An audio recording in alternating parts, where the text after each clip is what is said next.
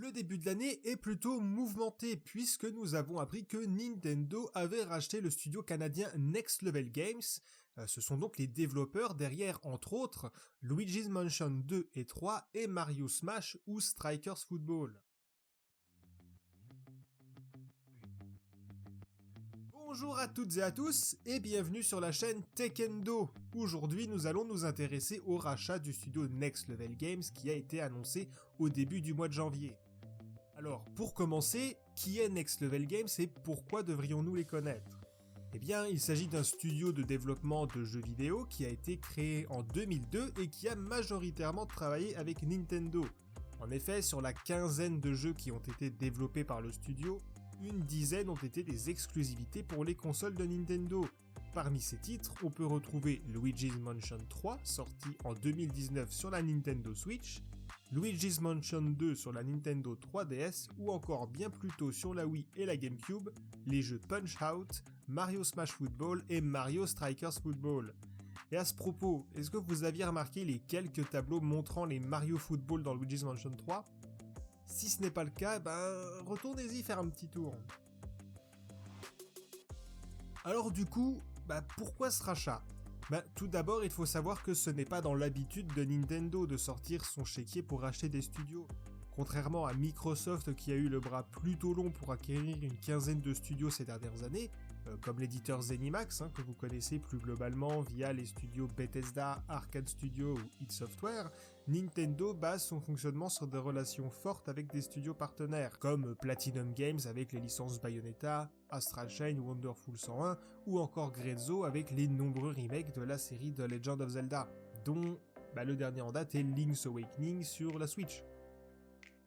Cela ne veut toutefois pas dire que tout se déroule correctement avec ces studios, et l'exemple le plus récent est probablement avec Bandai Namco et Metroid Prime 4, puisque ce jeu est désormais développé par Retro Studio, racheté par Nintendo dans le passé et qui a lui-même peut-être connu des problèmes ces dernières années. Nous n'avons pas eu de nouvelles du studio durant 7 ans, on ne sait toujours pas sur quoi il travaillait avant de reprendre le projet Metroid Prime 4, et la rumeur parle d'un jeu Donkey Kong qui serait déjà terminé et qui n'attendrait qu'une officialisation. Peut-être qu'il serait temps d'en montrer quelques bananes, vous n'y pensez pas ? Un autre exemple serait le studio Alpha Dream qui était en charge de la série Mario et Luigi et qui a malheureusement mis la clé sous la porte en 2019. Nintendo aurait pu effectuer une offre de rachat, mais ne l'a pas fait. Pour quelle raison ?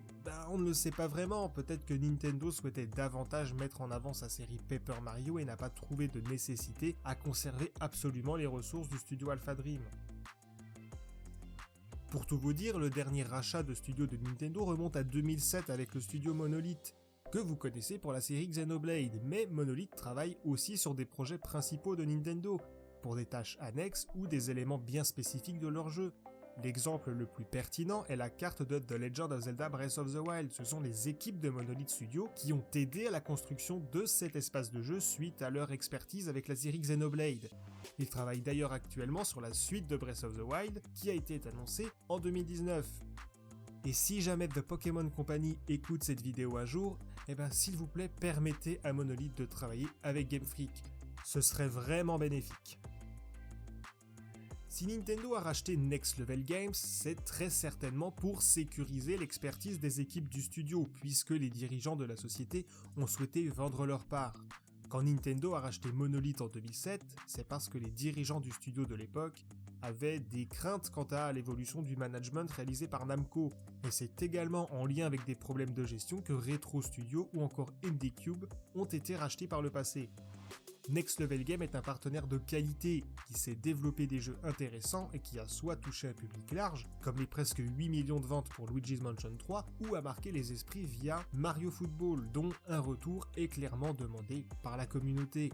Racheter Next Level Games, c'est s'assurer que ces licences, parmi d'autres, pourront bénéficier du même traitement que par le passé et conserver leur qualité. Alors maintenant, à quoi pouvons-nous nous attendre ?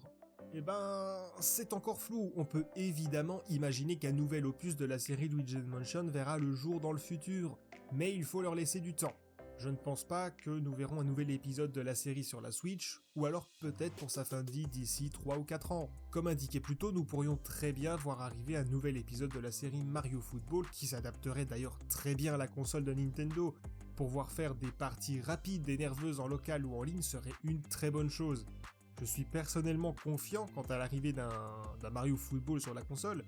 Nintendo sait que cette licence est appréciée, et même s'ils savent aussi pour F-Zero, c'est une licence qui peut plus facilement revenir, d'autant plus que Nintendo a toujours aimé faire de Mario un athlète accompli.